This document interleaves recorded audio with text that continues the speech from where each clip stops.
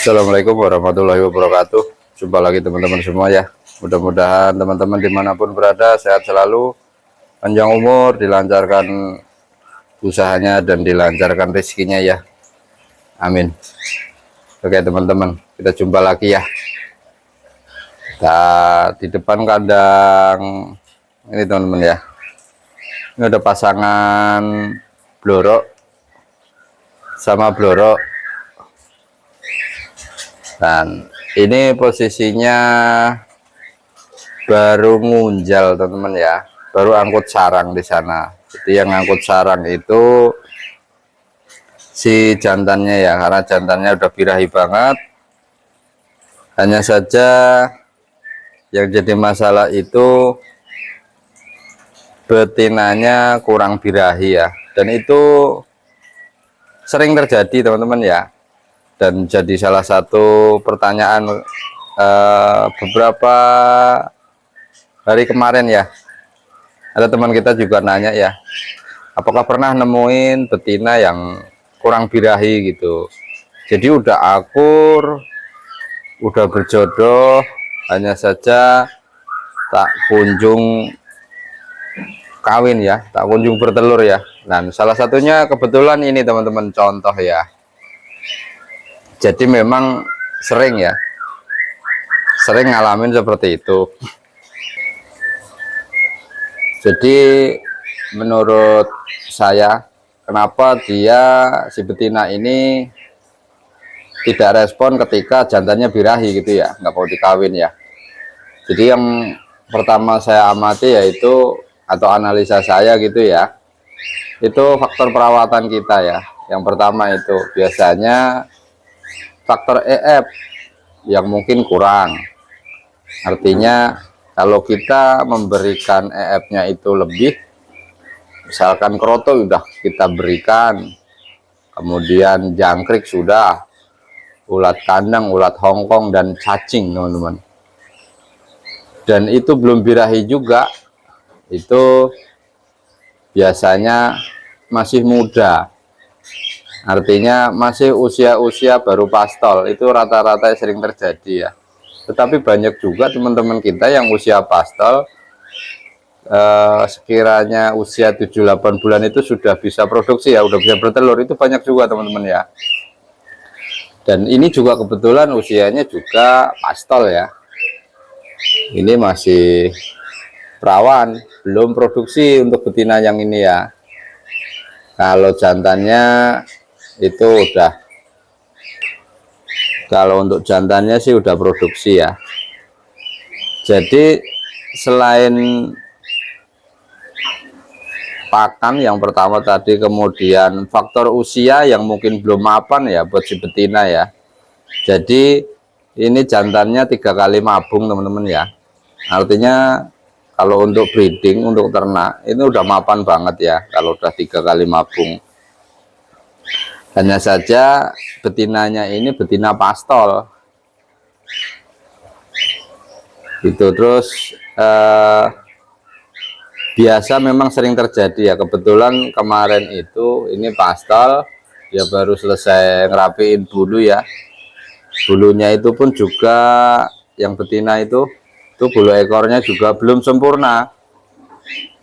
Dan jika memang seperti ini, nanti kita tunggu pemberian pakan sudah, kemudian usianya juga udah dewasa.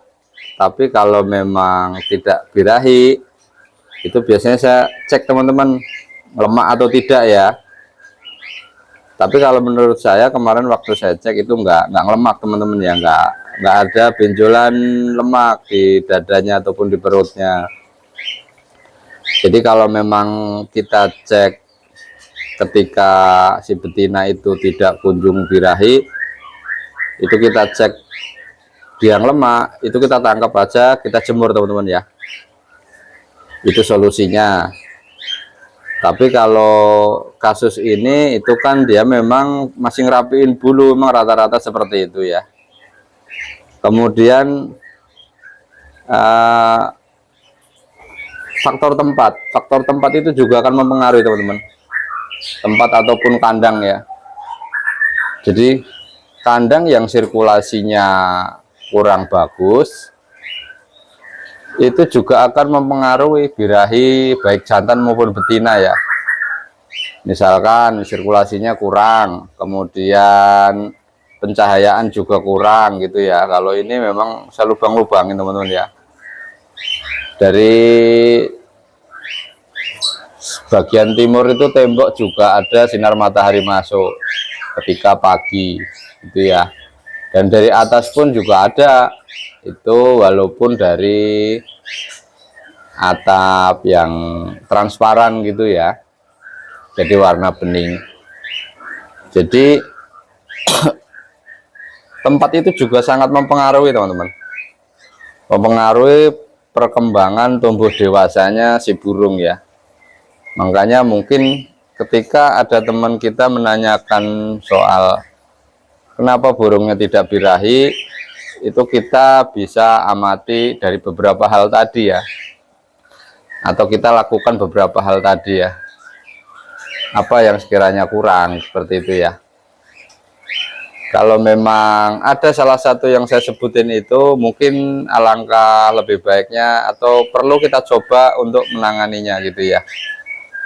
Pakan sudah, kemudian si burung juga udah mapan, kemudian kita cek itu tidak ngelemak, kandangnya juga bagus sirkulasinya, matahari masuk. Nah, itu yang terakhir hanya ini teman-teman ya, faktor sabar ya, karena memang kalau betina-betina yang pastol atau usianya masih muda memang rata-rata seperti itu ya. Jadi nggak bisa kita paksakan.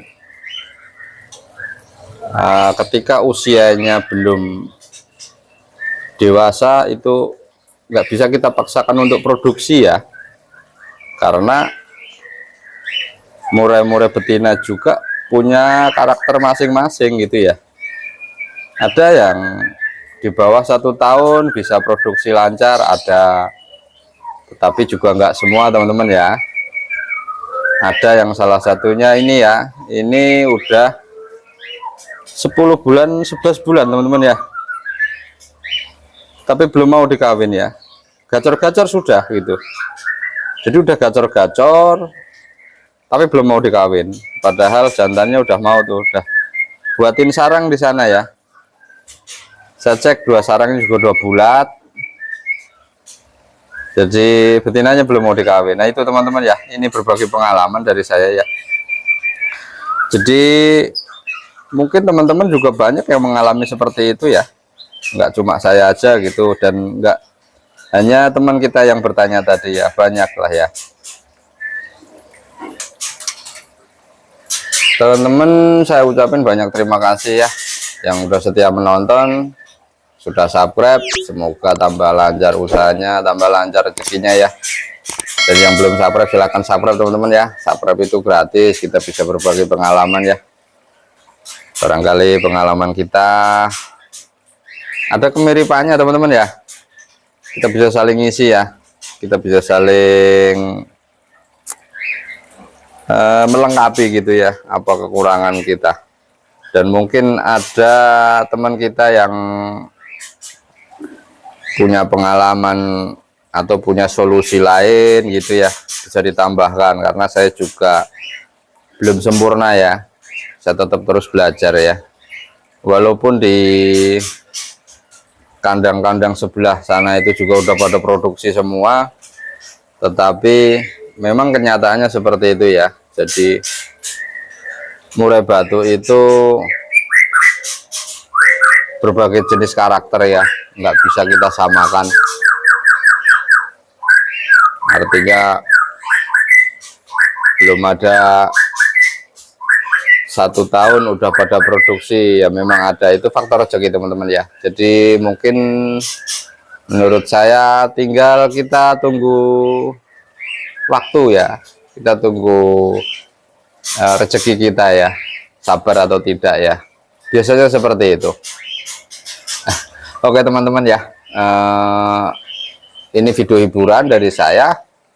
Kurang lebihnya mohon maaf. Saya kiri, wassalamualaikum warahmatullahi wabarakatuh.